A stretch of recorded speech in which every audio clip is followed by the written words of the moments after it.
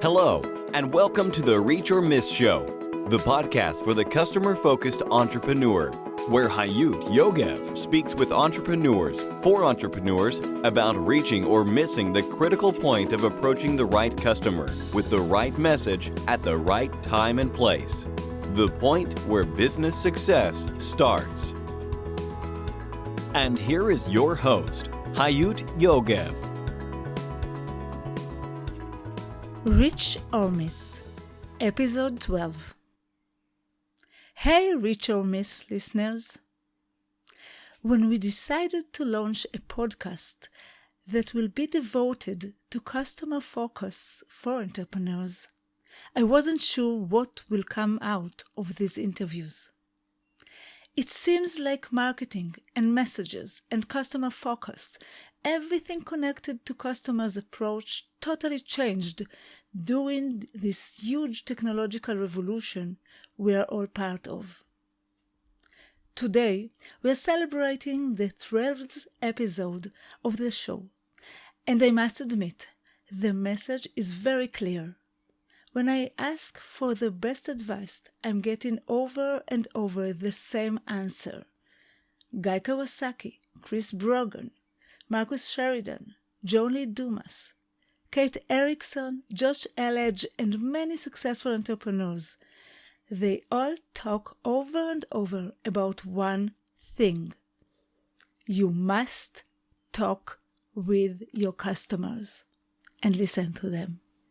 In this episode, I'll try to walk you through the best advices of these very successful entrepreneurs. I believe each and every one of you, our listeners, will come with a slightly different point of view on this complicated issue of winning your customers. I would like to share with you the first best advice by Brogan. Chris is the New York Times best-selling author of 9 books. He is a sought-after public speaker and the CEO of Honor Media Group. Let's hear Chris Brogan's advice. The best advice I could have for a startup or entrepreneurial person is to always design forward from the customer. A lot of times when we're thinking about being a startup, we maybe run to our office or our kitchen table or our garage or our coffee shop with our friends, and we say, what can we design? What can we create?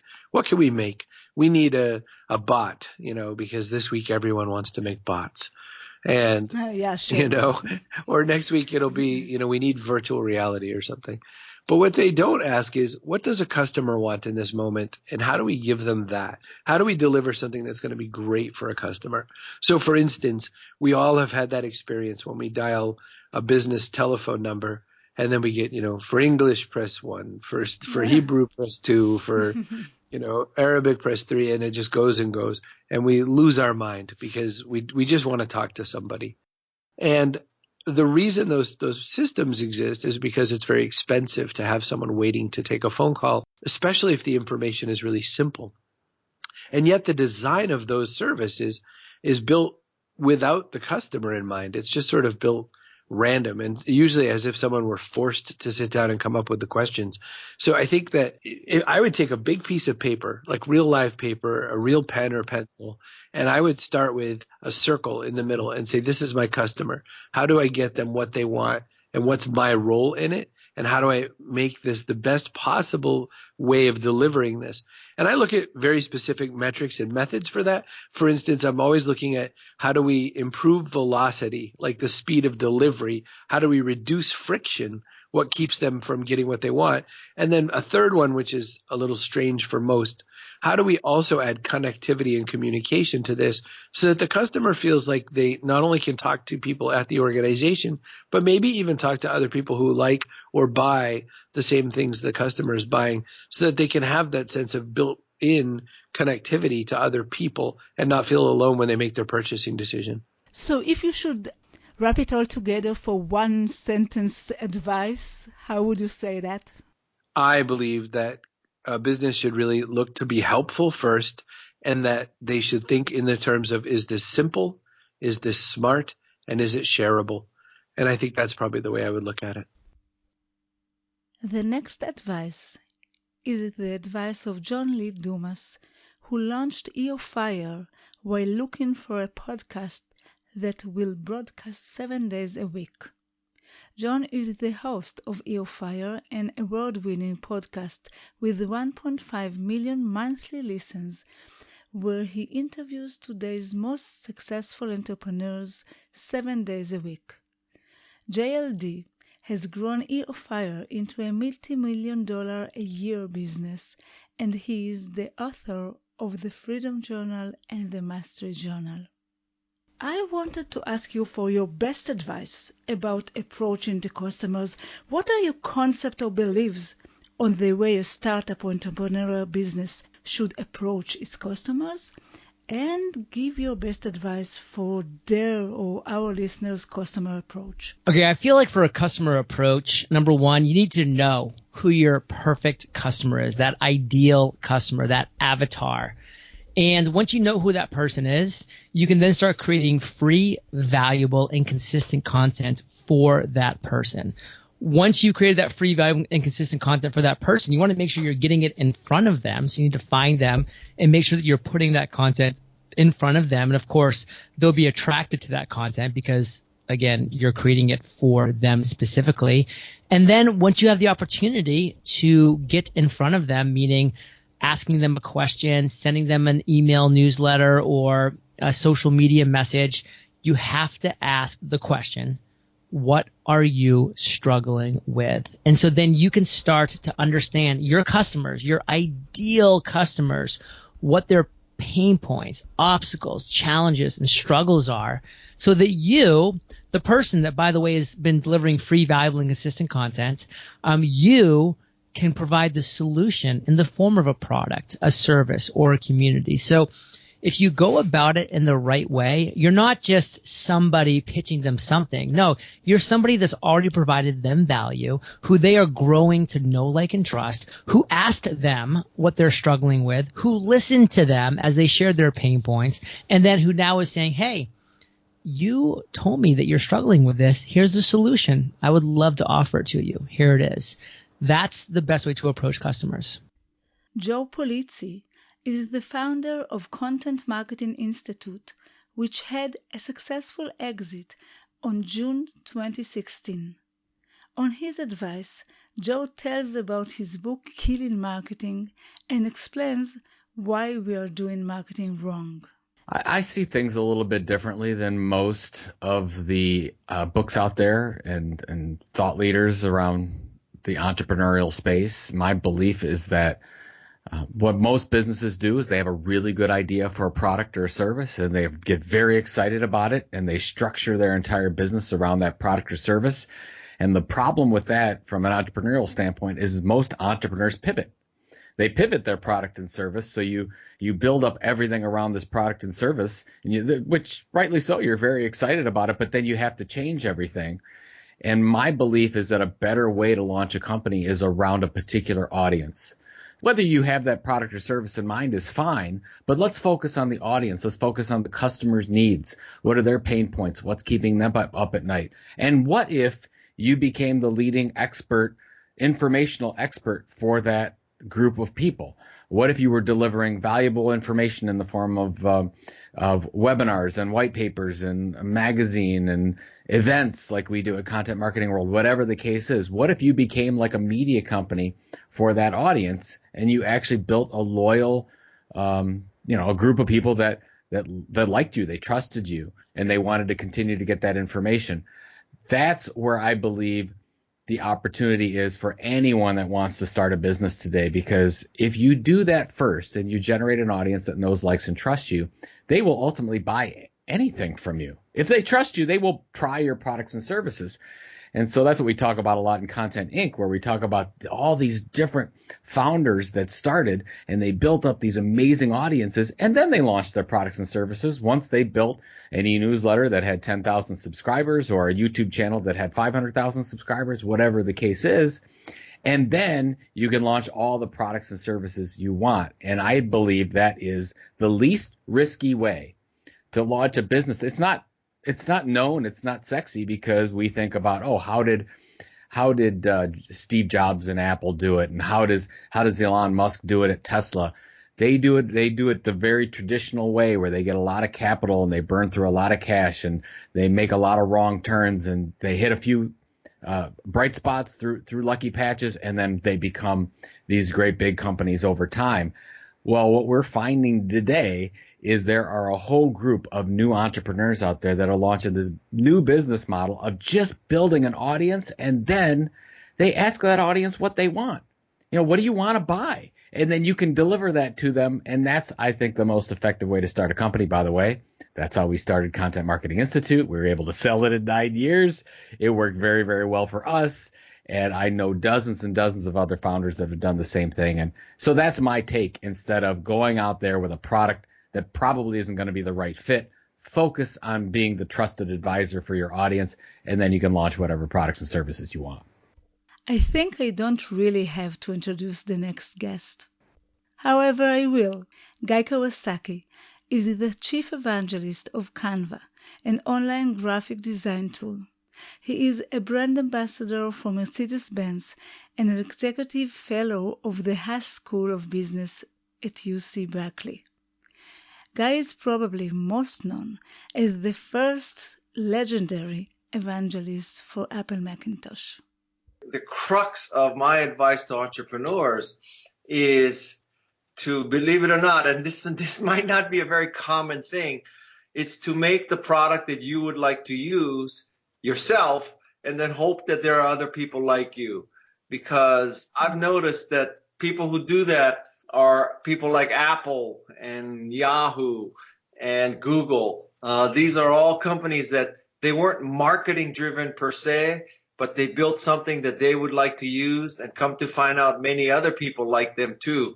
And this is not typical advice. Typical advice is you listen to your customer, or you do something for the customer that you have in mind. And I'm not saying that at all, actually. Yeah, it's really unique. I'm wondering, I think that if Steve Jobs would have prepared something or create something that only he can use, it was much complicated. Well, no. I think Steve and Woz, when they first created Apple, they created the Apple I, and that was something that, they and other hobbyists would want to use. And luckily, there were more than just the two of them. Yeah, luckily. So again, I don't think this is common advice. No. It might not even be good advice, but it's the advice I believe in. And that's the way you look at things? You always... Yes. I think that, if you create something for a theoretical market, it's just not as passionate and not as good. What can I say? My next guest is Marcus Sheridan. I first heard Marcus on the Social Media Marketing World annual event, and I had the pleasure of hearing him since over and over again. Called a web marketing guru by the New York Times, the story of how Marcus Sheridan was able to save his swimming pool company, River Pools, from the economic crash of 2008 has been featured in multiple books, publications, and stories around the world. He is also the author of the book They Ask, You Answer, which was dubbed the #1 marketing book to read in 2017 by Mashable. What happens when you are not talking with somebody that really knows what the product is? What if we are working, and our listeners, most of them are startup founders and entrepreneurs, a lot of times they are bringing to the world something new most of the people don't know about. Not everyone has questions about yet. Well, okay, so that's where I'll push back. Okay. Because even though they don't have a question necessarily about your product or your service, they do have a lot of questions about the problem. Sure. In the business, the product, the service is always built on the problem. And so when it comes to the way consumers and buyers think and buy and search and shop, they're always asking certain things. And so, one of the things that the book really talks a lot about is the 5 subjects that everybody researches when they're getting ready to buy something. And that is, they want to know how much it costs. They want to know what are the problems with it, what are the negatives, what are the drawbacks. They want to know how it compares to other things that are similar to it. Okay. They want to know what everybody else is saying about it, which is reviews. Mm-hmm. And then they want to know what the best is. All right, what's the best product or service to do this or to do that? This is what the world does when they're looking to buy something. And unfortunately, most companies aren't willing to talk about this stuff. But it starts with the problem. And here's the other thing. Let's say you have a new product or service. Yeah. And it's totally new to the marketplace. Well, then what you do is what I call drafting. And drafting is a technique whereby you answer all the questions about another service or product that is the leader or the leaders in your space. So you want to become not only the expert of your thing, but the expert of the thing that is leading the marketplace. Let me give you an example of what I'm talking about so it's clear to the listeners. So let's say, you live in Israel, which is really cool. And let's say that nobody out there knows about fiberglass pools, but they do know about concrete pools. And so if I'm going to be successful, I'm going to draft off of concrete pools. I'm going to be the foremost teacher when it comes to fiberglass pools. Answer all the questions. How much do they cost? And just I'll go down the line and talk about everything to do with them, good, bad, and ugly. In the process of doing that and drawing viewers to my site that are trying to learn about concrete pools, I now have an opportunity to introduce them to fiberglass pools as well. And so I'm drafting off of what the existing leader in the marketplace is, concrete, and now introducing my particular product or service, which in this case would be fiberglass. Kate Erickson is a creator, engager, and implementer over at EOFire, an award-winning most successful podcast for entrepreneurs. She is the host of Kate's Take, the EOFire audio blog, and the author of The Fire Path, Beginner's Guide to Growing Your Online Business. When you're first starting a business, and this is something that we focus on a lot in the training that we provide, the free courses that we have, the content that we have on our website, we talk about it a lot in our podcast interviews, is that you need to do things that do not scale. A lot of the times we start a business, we become entrepreneurs, and we're excited to get to this point where we have systems that are running our business for us, and there's all this automation, and we get to scale our time and do all these amazing things. That is going to happen in time, but it's definitely not going to happen in the very beginning. So you need to be willing to do things that don't scale. And as it specifically relates to speaking to your customers, to being able to figure out who your perfect customer or prospect is, that requires one-on-one conversations, a lot of them. This does not scale. You are going to be using your time for free to speak with people who you believe are your perfect customer. And through those conversations is how you're going to get to be able to describe an avatar like I just described for our business. But until you go out there and have those conversations, until you can prove that what it is that you have to provide is going to help that individual person, you're not going to be able to start growing an audience and provide value to a customer base because you're not going to know who they are. So those one-on-one conversations are so incredibly important. And I think a lot of people skip it because they're so focused on scaling their time. But you have to do things that don't scale in order to grow your business. The last advice of today's special episode is the advice of Josh Elledge. Josh is a very successful entrepreneur. However, the way was very tough, and Josh has been through a few major failures before his big successes. The tipping point happened when he understood what sales are all about. Josh Elledge is the founder and CEO of Append PR and founder of SavingsAngel.com, focuses today on turning digital entrepreneurs into media celebrities. Yes, I love this topic because I think that this is one where there are still business owners that are struggling out there because they keep trying to sell so hard to audiences.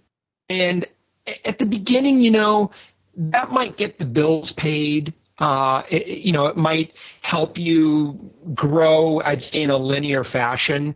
But what I believe, Hayut, is, and I really do believe this, and it's taken me a while to move it from my head to my heart, but I want you to know that this is absolutely the truth, that if you spend a lot of time serving audiences and improving the lives of audiences everywhere and anywhere that you can, it may feel like it takes a little bit longer, and it might, okay, but what you're going to experience is exponential growth. At the beginning, not everyone's going to buy your thing, but they're going to say, wow, I really love that Hayut does this podcast and she serves and she gives. And so they're going to develop a relationship with you. And then eventually a certain percentage of your audience will say, you know what? I would really love to take the relationship I have with Hayut and I'd love to take it to the next level. I wonder if she has products or services for sale. And so they come find you and they say, oh my goodness, I could hire Hayut as a consultant, or, oh my goodness, Hayut has a video series where I could learn step by step exactly what she teaches. I want that. And so if you focus on your thought leadership, if you focus on serving those audiences, you're going to find that people are just naturally going to be attracted to you rather than you having to chase people all of the time. So actually, your advice to entrepreneurs and startup founders is to become the thought leaders in their industry, in their field, in their category. And the second part of this advice is really to serve. All the time to serve people and customers. Yes. Interesting. Yes. In the year 2017 and beyond, this is what your audience craves more than anything. So before you just put a sales video and ads and then a paywall, I mean, that's one way you could do your business. And again, if that's working for you, great. And I'm not saying that you should stop all advertising and all paywalls, certainly not. But what I am saying is that the more that you can invest in just giving to audiences, the more you're going to find that just people are going to like you. And if you can wake up in the morning and ask yourself the question, who do I get to serve today? As opposed to who will I sell to? Hayut, I don't have to tell you, but to the person who's maybe uninitiated on this philosophy, I'm just going to tell you that your life completely changes when you change your mindset to how many people can I give to? And, you'll do crazy things like, I'm doing a conference this fall, which I can't share the details on just yet. But I was in a position where I easily could have charged $100 per head at the door. And instead, I am committed to finding a way to do it absolutely free. Wow. Because again, thought leadership is worth far more to me, and being an authority figure in my space is worth far more to me than making $5,000-$10,000 on a specific show. You know what? My bills are taken care of. I'm good. I see investing in thought leadership and your authority as being a long-term play. And I plan on doing this for quite a while. So I'm willing to make those long-term investments. I would like to summarize today's special episode by reminding us all that the definition or the main goal of business is about maximizing the value of the company for its shareholders. The company's value is built on two foundations: the financial results on one hand and the brand perception on the other. I always remind people at my lectures that Mark Zuckerberg issued Facebook in a value of $100 billion at the time when the net income of the company were only around $1 billion. That's called marketing and branding.